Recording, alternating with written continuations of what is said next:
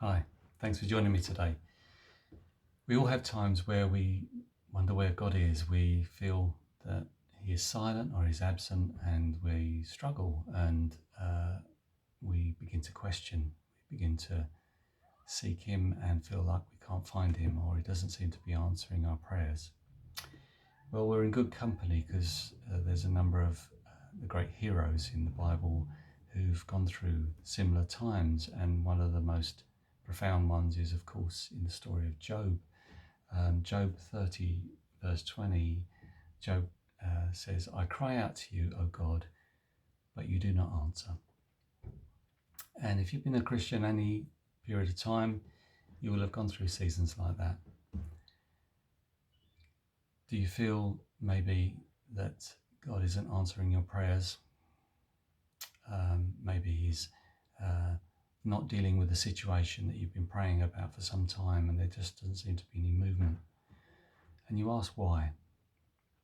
Well, as I say, in Job 30, verse 20, he says, "I cry out to you, O God, but you do not answer. I stand up, but you merely look at me. When I hoped for good, evil came. When I looked for light, then came darkness." Job 30, 20 and 26. All of us go through times when it feels like God has moved and left no forwarding address. What is He up to? Why doesn't He respond? Now, this is a question that comes up time and time again for Christians, and a clue to it may be when Jesus discusses His departure with His disciples. And I was recently reading a book by a guy called Henry Nouwen, who is a priest, a theologian, professor, and some of his books are pretty helpful. And this book is called Following Jesus, and it takes you through some basics of the Christian walk.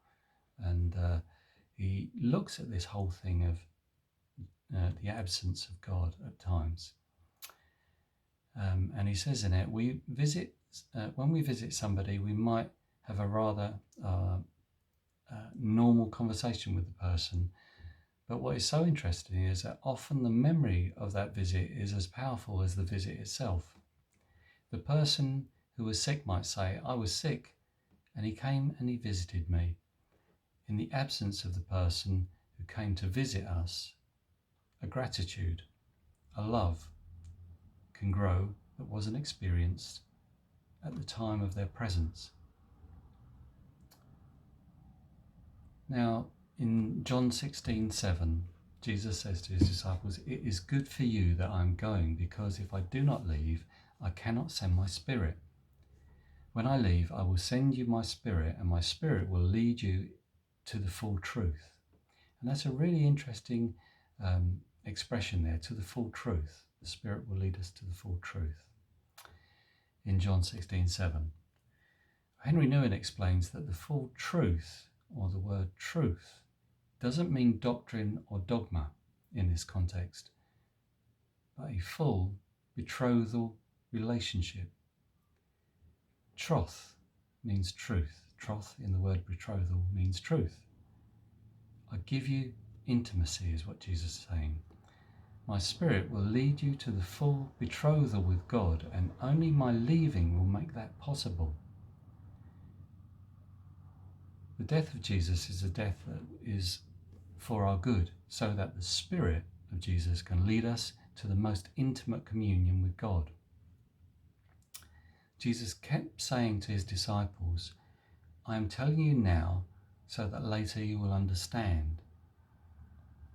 I tell you these things now because when I am gone, you will know what I am talking about." And Jesus says that from time to time.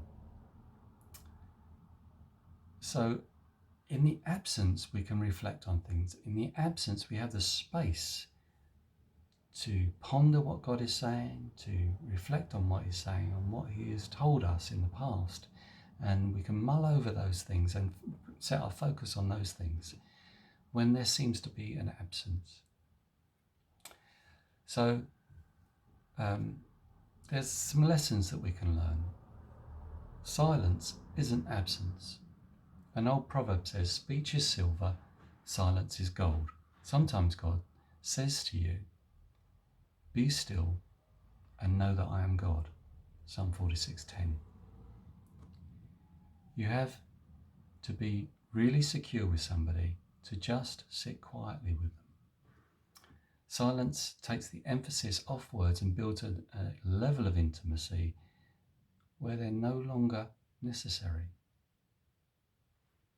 Secondly, silence tests your faith.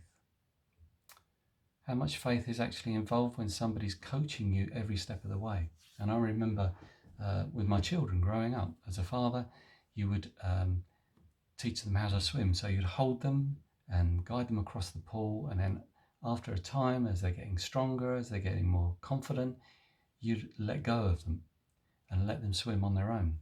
Or when they're riding a bike, you'd run alongside the bike along the street, and then after a time, they get more and more confident, and you could let go of the saddle and they would just take off. And then they go, Dad, where are you? Have you let go? And you'd go on, you can do it. You can do it on your own. The absence, the withdrawal, is sometimes the very thing that causes us to grow and that causes us to strengthen. And that's where our faith grows. And that is what God is ultimately looking for, the growth of our faith. Our faith will grow stronger and grow more firm. Job also says in 23 verse 10, but he knows the way that I take. And when he has tested me, I will come forth as gold. God is doing a business in you, even if you're not aware of his presence in it. Trust him through it, and I'm sure you'll come forth as gold. God bless you.